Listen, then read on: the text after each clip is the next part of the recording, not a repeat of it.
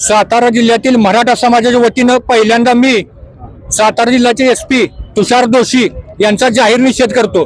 तुषार दोशींचा घटनाक्रम पाहिला तर पहिल्यांदाच वादग्रस्त आहे।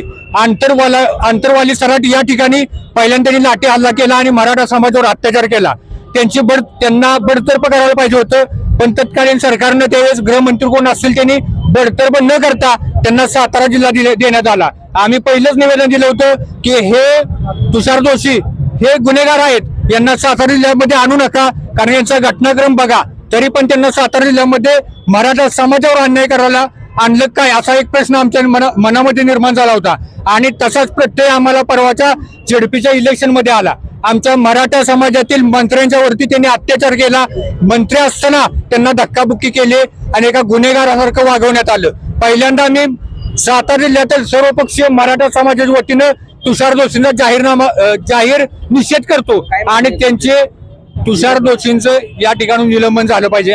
सर्व पक्षीयांच्या वतीनं या ठिकाणी मी प्रशासनाचा जाहीर निषेध करतो। पोलिसांनी यापुढे निष्पक्षपातीपणे भूमिका घेऊन या ठिकाणी कायदा सुव्यवस्था राखावी, अन्यथा त्यांना शिवसेनेच्या स्टाईलमध्ये शिवसेनेच्या पद्धतीनं त्या ठिकाणी योग्य पद्धतीचं उत्तर दिलं जाईल याची प्रशासनानं नोंद घ्यावी। तर परवाची जी गोष्ट घडली ती घाणेरडी पद्धतीची गोष्ट होती। एक तर मग निवडणूक घ्यायचीच कशाला, डायरेक्ट निकाल जाहीर करून टाकायचा। तर आम्ही चव्हाण साहेबांची समाधी गोमूत्रानं साफ करणार आम्ही पहिल्यांदा, कारण तिथं येऊन त्यांनी जे म्हणजे पुष्पचक्र अर्पण केले हे ऍक्च्युली यशवंत विचाराच्या विरोधातली सगळी लोक आहेत।